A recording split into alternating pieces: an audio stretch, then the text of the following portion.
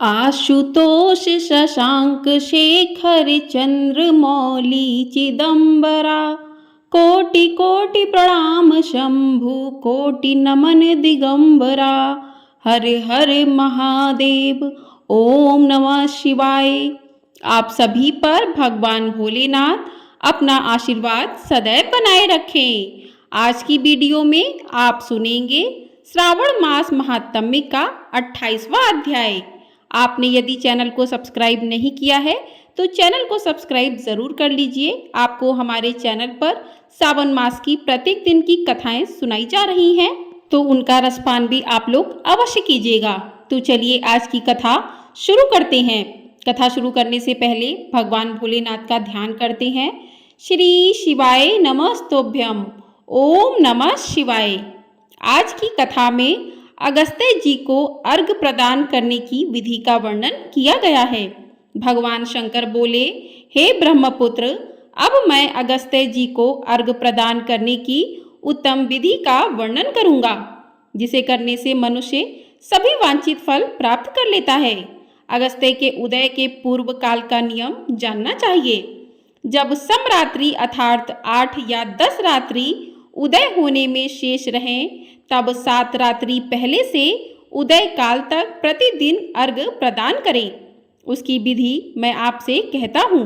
जब से अर्घ देना प्रारंभ करें, उस दिन प्रातःकाल श्वेत तिलों से स्नान करके गृहश्रमी मनुष्य श्वेत माला तथा श्वेत वस्त्र धारण करे और सुवर्ण आदि से निर्मित कुंभ स्थापित करे, जो छिद्र रहित पंचरत्न से युक्त घृत पात्र से समन्वित अनेक प्रकार के मोदक आदि भक्ष्य पदार्थ तथा फलों से संयुक्त माला वस्त्र से विभूषित तथा ऊपर स्थित ताम्र के पूर्ण पात्र से सुशोभित हो।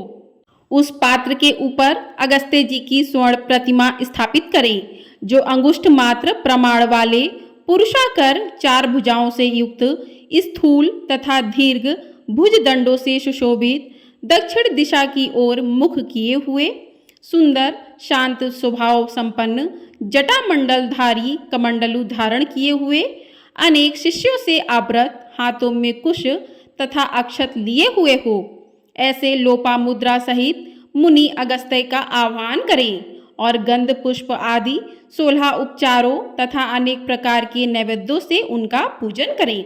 इसके बाद भक्ति युक्त चित्त से उन्हें दही तथा भात की बलि प्रदान करें। इसके बाद अर्घ दें, जिसकी विधि इस प्रकार है।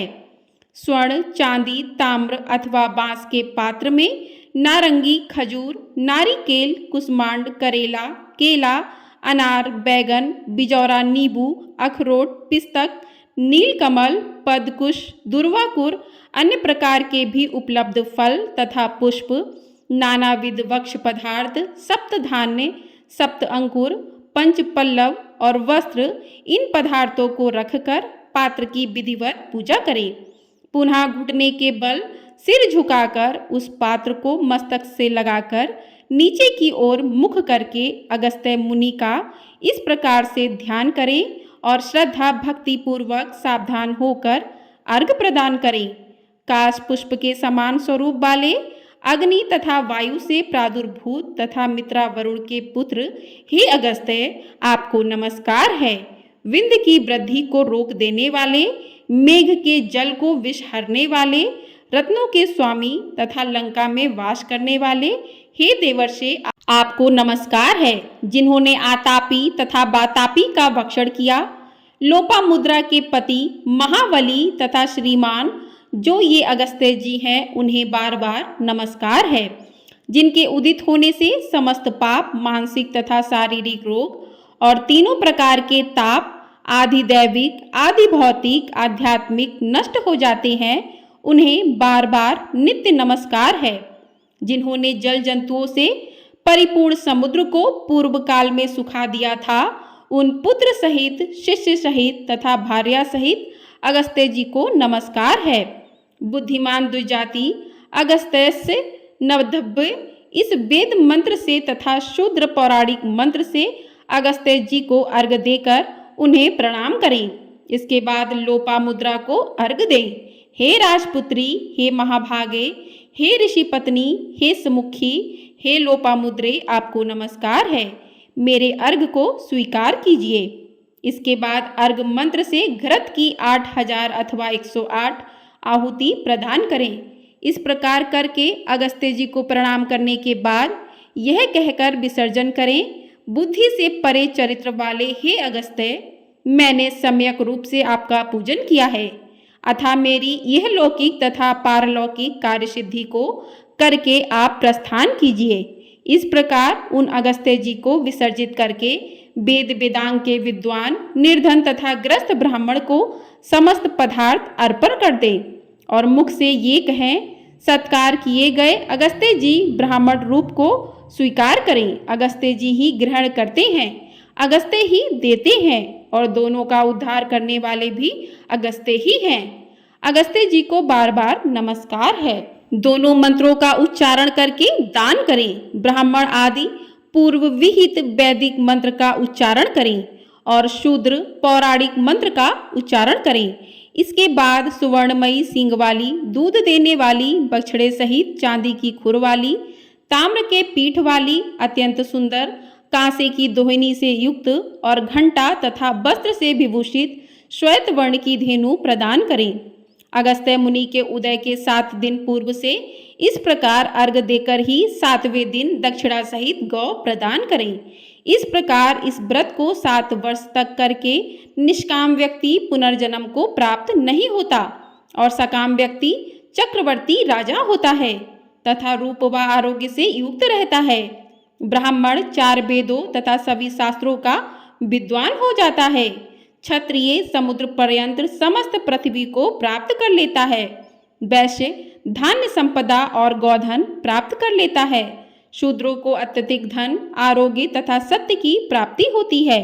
स्त्रियों को पुत्र उत्पन्न होता है, उनका सौभाग्य बढ़ता है तथा घर समृद्धिमय हो जाता है। हे ब्रह्मपुत्र, विधवाओं का महापुण्य बढ़ता है।